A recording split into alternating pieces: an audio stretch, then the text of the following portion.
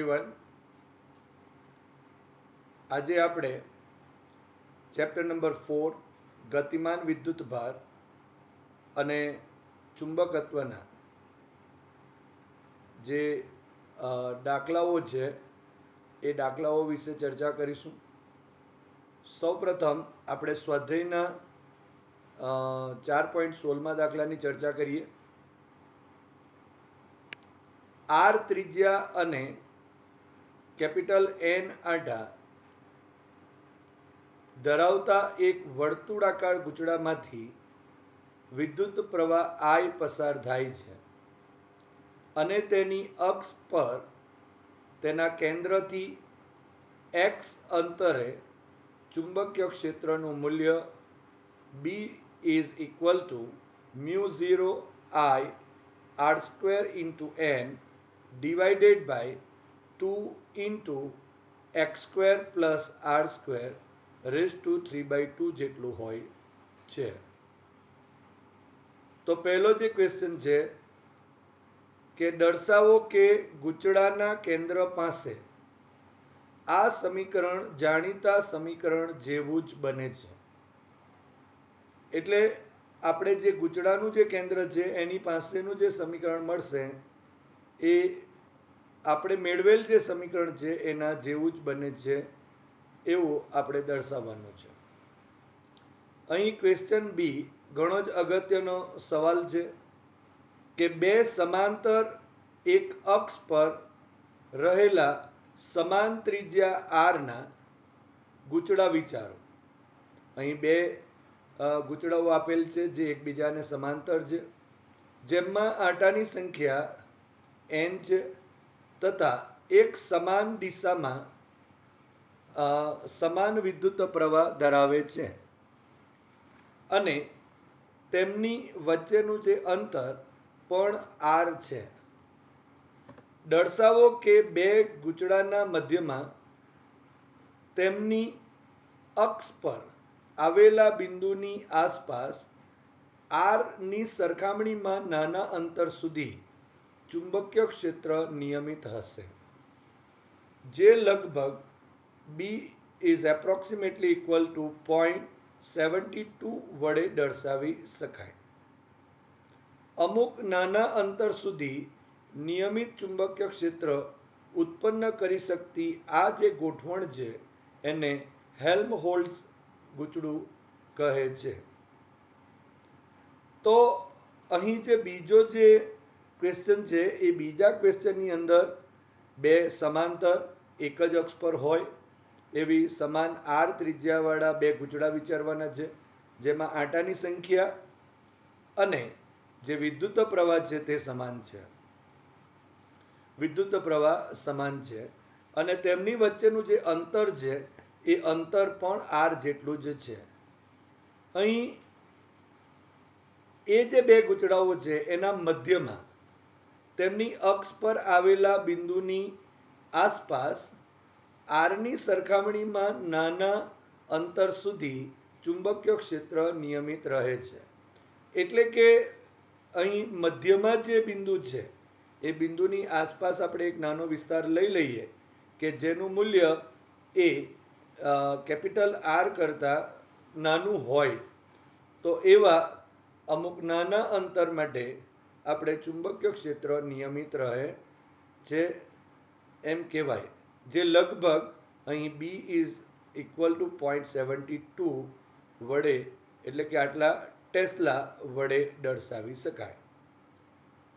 તો અહીં આ જે બંને જે ક્વેશ્ચન છે એને આપણે સૌપ્રથમ એ ક્વેશ્ચનને સોલ્વ કરીએ કે જેમાં આપણને કેન્દ્ર પાસેનું ચુંબકીય ક્ષેત્ર આ સમીકરણ પ્રમાણે માંગેલ છે, જે પ્રમાણિત સમીકરણ છે એના જેટલું હોય છે, જે આપણે દર્શાવીએ અને ત્યારબાદ ક્વેશ્ચન બીની પણ આપણે વિસ્તારથી ચર્ચા કરીએ. હવે આપણે જાણીએ છીએ કે વર્તુળાકાર ગૂંચળાની અક્ષ પર તેના કેન્દ્રથી x અંતરે ચુંબકીય ક્ષેત્રનું મૂલ્ય, જે અહીં B બરાબર μ0 n I r square divided by 2 કૌંસમાં x square plus r square raise to 3/2 જેટલું થશે, જે અહીં આપેલ છે. હવે જો આ વર્તુળાકાર ગૂંચળા છે એ ગૂંચળાની જે અક્ષ પરનું આ કોઈ બિંદુ પાસેનું ચુંબકીય ક્ષેત્ર છે, પરંતુ જો કેન્દ્ર પર ગૂંચળાના કેન્દ્ર પર જો ચુંબકીય ક્ષેત્ર જોઈતું હોય તો અહીં x બરાબર 0 લેવું પડે. માટે આ સૂત્રમાં જો આપણે x બરાબર જો અહીં આપણે આ રીતે 0 મૂકી દઈએ તો આ કેન્સલ આઉટ થઈ જશે. માટે b is equal to μ0 n I r square divided by આ 2 તેમનું તેમ રહેશે. અહીં 0 થયું માટે r સ્ક્વેર રેઝ ટુ 3/2 થશે. તમે જોઈ શકો છો અહીં. હવે અહીં આ 2 અને આ 2 કેન્સલ આઉટ કરીએ. માટે b is equal to μ0 n I r square divided by આ 2 અને અહીં r ક્યુબ રહેશે. હવે ઉપર અંશમાં r સ્ક્વેર અને નીચે છેદમાં r ક્યુબ છે, માટે r સ્ક્વેર કેન્સલ આઉટ થશે અહીંથી અને એક r રહેશે. માટે અહીં b is equal to μ0 n I divided by twice r થશે, જે આપણે જાણીએ છીએ કે જે ગૂંચળાના કેન્દ્ર પાસે ઉદ્ભવતું જે ચુંબકીય ક્ષેત્ર છે એનું સમીકરણ છે. અને આ જે ચુંબકીય ક્ષેત્ર છે એ પ્રમાણિત થયેલું જે પરિણામ છે એના જેટલું જ મળે છે. હવે ક્વેશ્ચન બી ની ચર્ચા કરીએ. હવે ક્વેશ્ચન બીમાં બે આર ત્રિજ્યાના સમાન ગૂંચળાઓ અહીં દર્શાવેલ છે અને આ જે સમાન આર ત્રિજ્યાના જે બે ગૂંચળાઓ છે, એક આ અને એક આ, એમાંથી સમાન વિદ્યુત પ્રવાહ સમાન દિશામાં, આ તમે જોઈ શકો છો, સમાન દિશામાં વહી રહ્યા છે. તેમજ અહીં આંટાઓની સંખ્યા પણ બંનેમાં n જેટલી સમાન છે. તેમજ બંનેના જે કેન્દ્રો, જે પહેલું ગૂંચળું છે એનું કેન્દ્ર O1 છે, બીજા ગૂંચળાનું કેન્દ્ર O2 છે અને બંને વચ્ચેનું અંતર પણ અહીં r જેટલું જ આપેલ છે. હવે જો આપણે આ જે r અંતર છે, બે ગૂંચળા વચ્ચેનું અંતર જે r છે, એનું મધ્યબિંદુ એટલે કે અહીં O બિંદુ પાસે હશે, તો આ બે ગૂંચળાના મધ્યબિંદુ પાસે ધારો કે નાનો વિસ્તાર આપણે અહીં 2D ધ્યાનમાં લીધેલ છે, એટલેથી આટલો મધ્યબિંદુની આસપાસનો આ જે વિસ્તાર જે અહીં 2D જેટલો વિસ્તાર ધ્યાનમાં લીધેલ છે. એટલે આકૃતિ પરથી આપણે જોઈ શકીએ છીએ કે અહીં જે આકૃતિ આપેલ છે એમાં મધ્યબિંદુથી આ જમણી બાજુનો જે બિંદુ છે ત્યાં સુધીનું અંતર એ d જેટલું થશે અને મધ્યબિંદુથી આ ડાબી બાજુ પણ, એટલે આ જે બિંદુ છે એનું અંતર અહીં d જેટલું થશે. બીજી એક વસ્તુ કે આ O મધ્યબિંદુ છે, માટે ગૂંચળા એક એટલે કે O1 થી O નું અંતર અને O2 થી O નું અંતર r/2 જેટલું થશે. હવે ધારો કે આ મધ્યબિંદુથી જમણી બાજુ જે બિંદુ છે એને આપણે અહીંયા P કહીશું અને અહીં જે ડાબી બાજુ જે બિંદુ છે એને આપણે અહીં Q કહીશું. તો આ જે બિંદુ P છે, આ બિંદુ અહીં Q છે, તો બંને બિંદુ પાસે આપણે ચુંબકીય ક્ષેત્રની ચર્ચા કરીશું. પણ તે પહેલા અહીં તમે જોઈ શકો છો કે આ જે બિંદુ છે, આ બિંદુ પાસે આ જે પહેલું ગૂંચળું છે એ પહેલા ગૂંચળાને લીધે જે ચુંબકીય ક્ષેત્ર જો લેવું હોય તો અહીંયાથી O1 થી P સુધીનું અંતર લેવું પડે, કે જે અહીં r/2 અને પ્લસ આ ડી જેટલું થશે. જ્યારે આ બિંદુ P પાસેનું ચુંબકીય ક્ષેત્ર આના લીધે પણ હશે, આ બીજા ગૂંચળાને લીધે પણ, અને એનું અંતર એના કેન્દ્ર O2 થી અહીં P સુધીનું અંતર એ અહીં r/2 માઇનસ ડી જેટલું હશે. તો આ એક અગત્યની વાત આપણે નોંધી દઈએ. જે રીતે અહીં P બિંદુ પાસે ચુંબકીય ક્ષેત્ર મળશે તે જ રીતે અહીં Q બિંદુ પાસે પણ ચુંબકીય ક્ષેત્ર મળશે. પરંતુ ત્યારે અહીં તમે જોઈ શકો છો કે O2 થી આ અંતર r/2 પ્લસ ડી થશે અને O1 થી જે અંતર હશે Q નું એ r/2 માઇનસ ડી થશે. મતલબમાં જેટલું બિંદુ P પાસે ચુંબકીય ક્ષેત્ર હોય મળશે એટલું જ અહીં Q પાસે પણ મળે છે એમ આપણે કહી શકાય. હવે જો આપણે અહીં જે રિંગના લીધે ઉદ્ભવતું જે ચુંબકીય ક્ષેત્ર છે એની જો આપણે ચર્ચા કરીએ તો આ બિંદુ પાસે P બિંદુ પાસેનું ચુંબકીય ક્ષેત્ર શોધવું હોય તો અને એની દિશા તો જમણા હાથના અંગૂઠાની દિશા પ્રમાણે જો વિચારીએ તો જમણા હાથની આંગળીઓ જે દિશામાં વળે એ પ્રવાહની દિશા કહેવાય અને અંગૂઠાની જે દિશા છે એ ચુંબકીય ક્ષેત્રની દિશા કહેવાય. એટલે જો ધારો કે અહીં P બિંદુ પાસે જો આપણે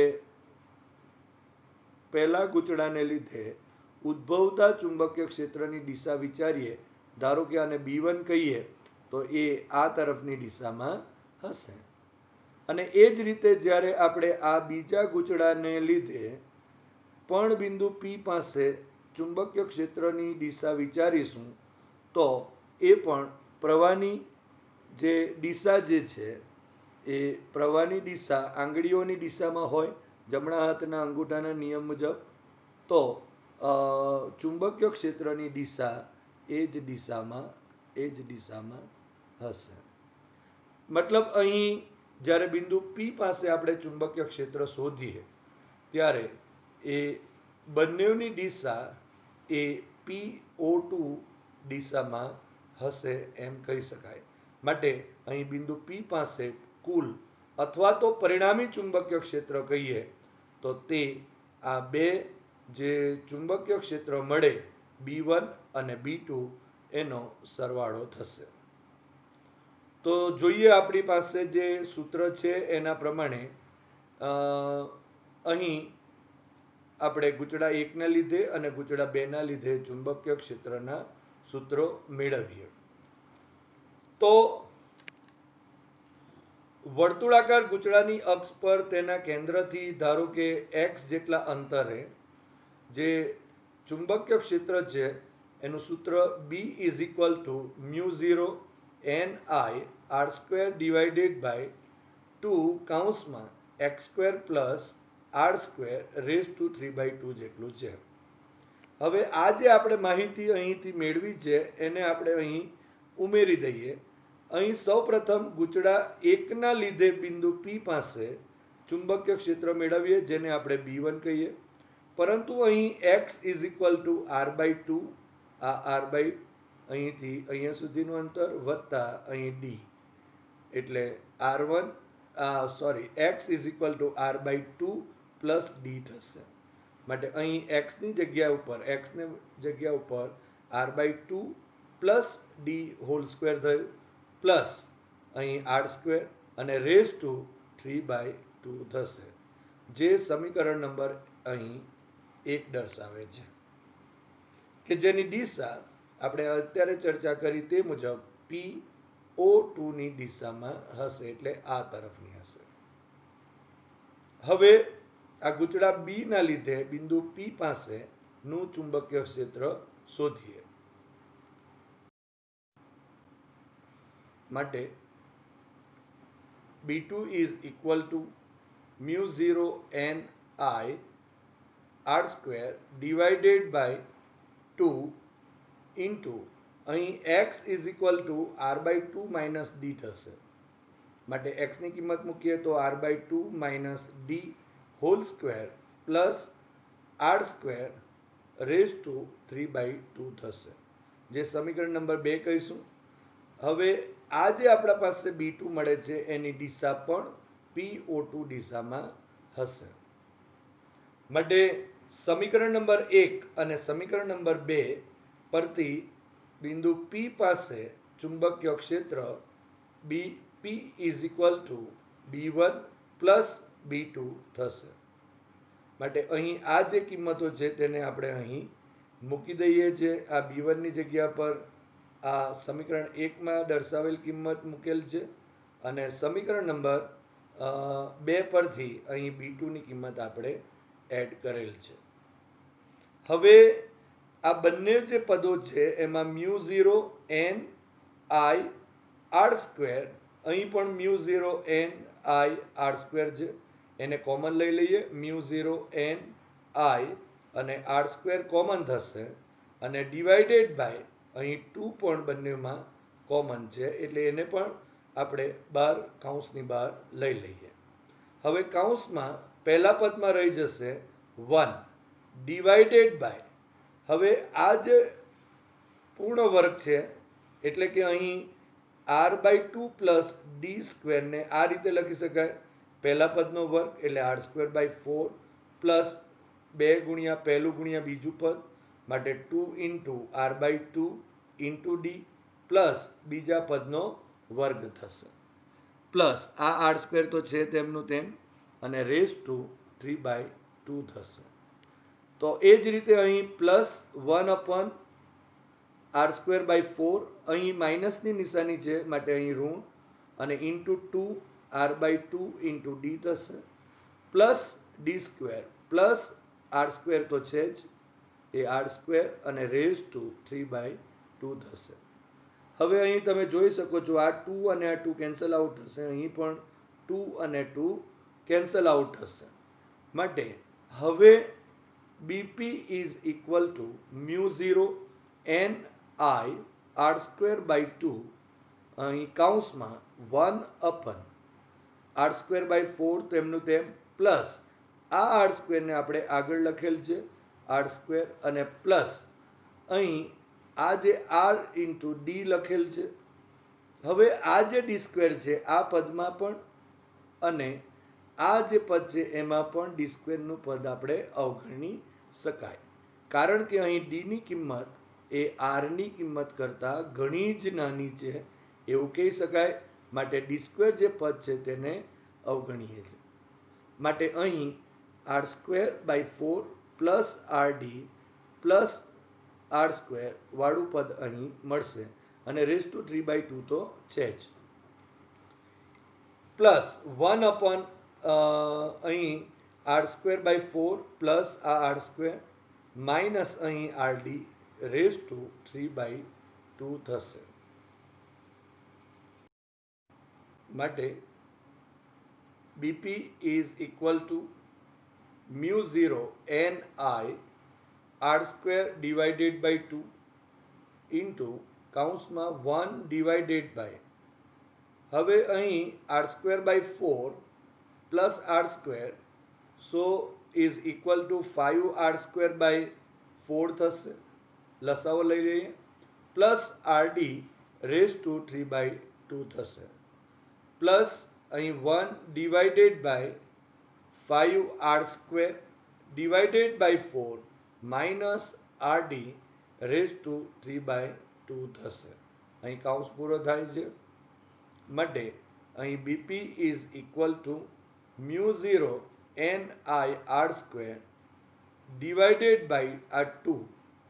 હવે આ બંને જે પદો છે એમાં 5r²/4 આપણે અહીં જો કોમન લઈએ તો અહીં 5r²/4 રેઝ ટુ 3/2 થશે અને અહીં પણ 5r²/4 રેઝ ટુ 3/2 થશે.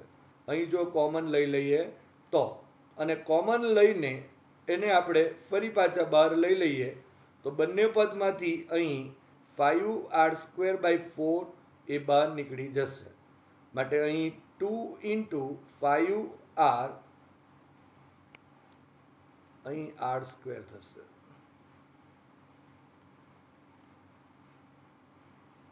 5r² અહીં 5r² ડિવાઇડેડ બાય 4 થશે, જે આપણે અહીંથી કોમન લીધેલ છે, રેઝ ટુ 3/2.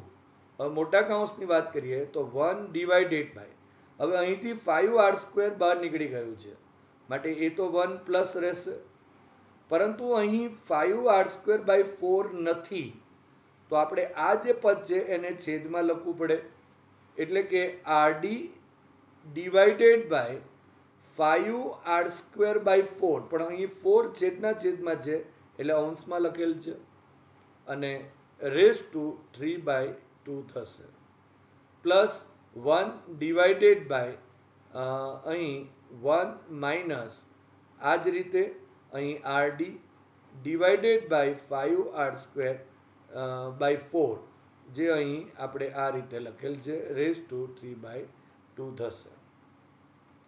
હવે આ જે પદ છે એ પદની અંદર ફરી એકવાર જોઈ લઈએ તો આ છેદના છેદમાં છે, અને એટલા માટે અહીં 4નો પણ 3/2 ઘાત થશે, 5નો પણ 3/2 ઘાત થશે, અને r² નો પણ 3/2 ઘાત થશે.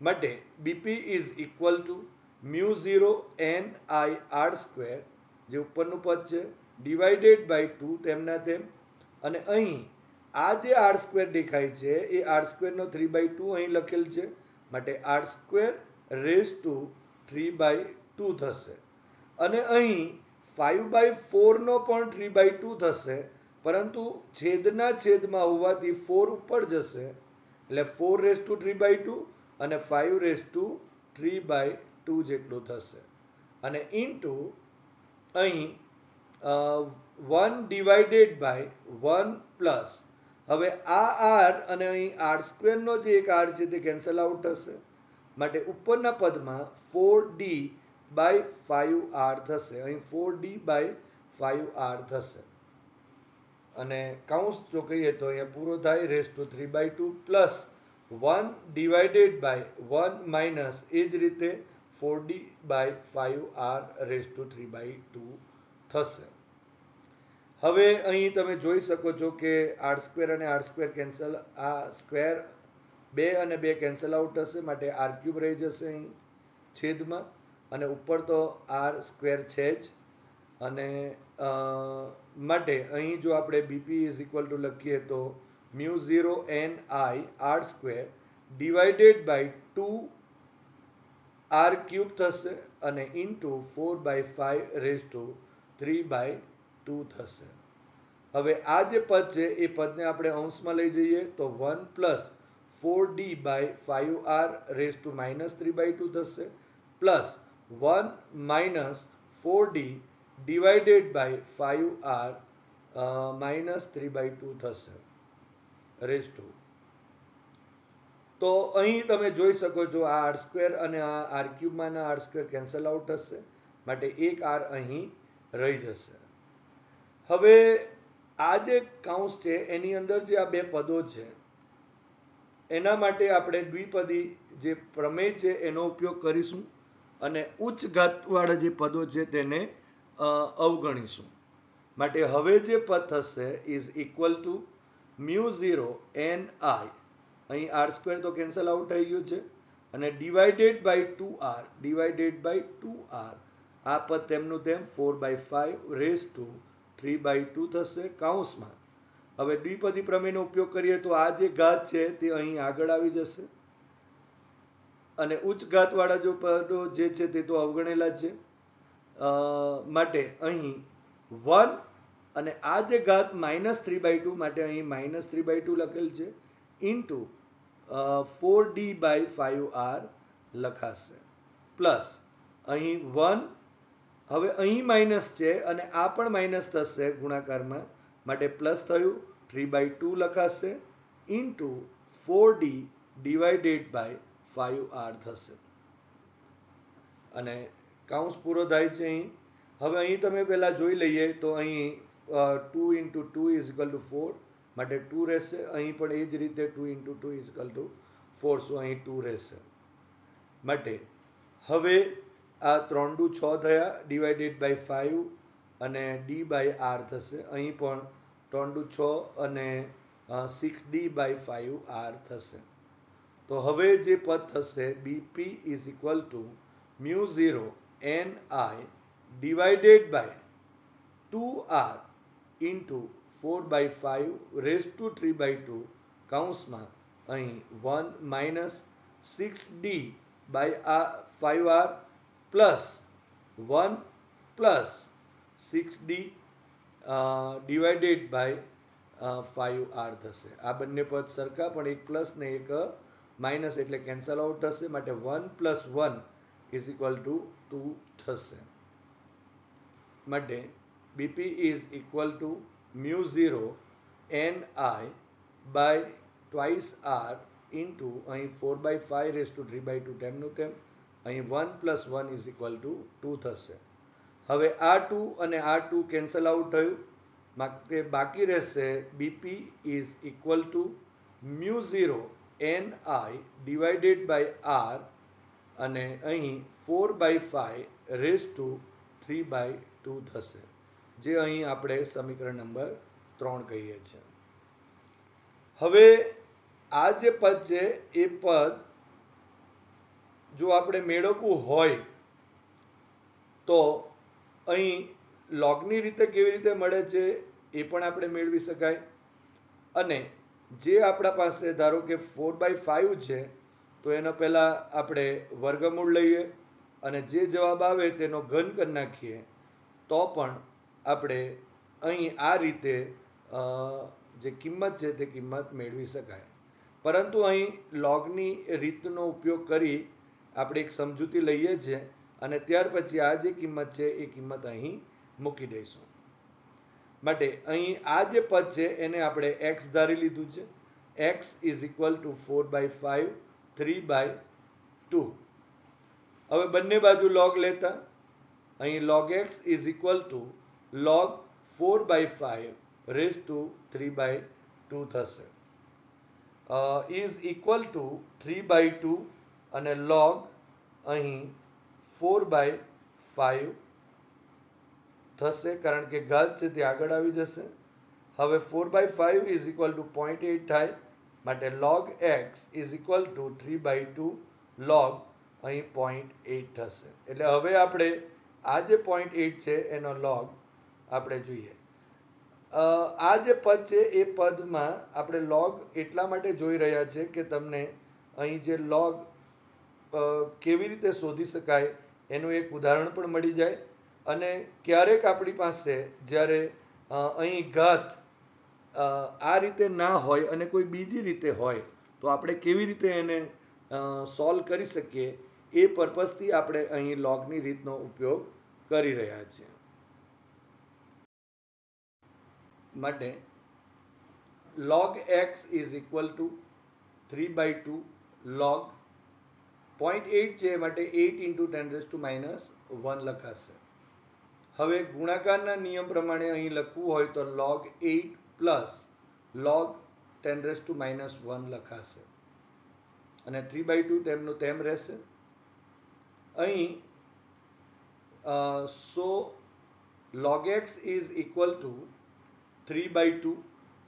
અહીં log 8 માઇનસ આ ઘાત આગળ આવી જાય એટલે -1 log ઇન્ટુ 10. હવે log 10 ઇઝ ઇક્વલ ટુ 1 થાય છે આપણને ખ્યાલ છે અને log આપણે અહીં 8 જો જોઈએ તો 0.9031 થશે.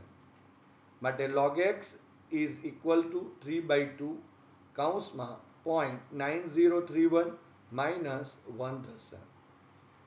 પરંતુ અહીં આપણે જોઈ શકાય છે 0.9031 માઇનસ જો 1 કરીએ તો અહીં ઋણ નિશાની આવશે 0.0969 થશે. માટે log x is equal two 3/2 કૌંસમાં -0.0969 થાય.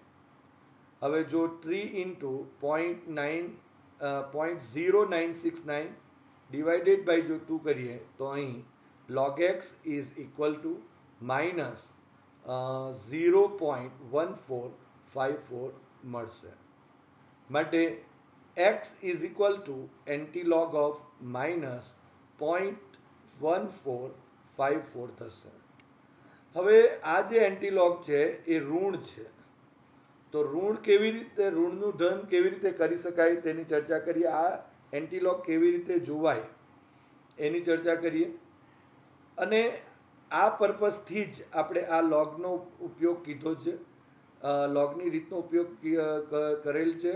નહીતર આપણે જાણીએ છીએ કે 0.4/5 હોય તો 4/5 એટલે 0.8 થશે, અને 3/2 એટલે પહેલાં વર્ગમૂળ લઈ લઈએ અને ત્યારબાદ આપણે જે પદ મળે એનું આપણે જો ઘન કરીએ તો આ જે જવાબ છે એ જવાબ મળે છે.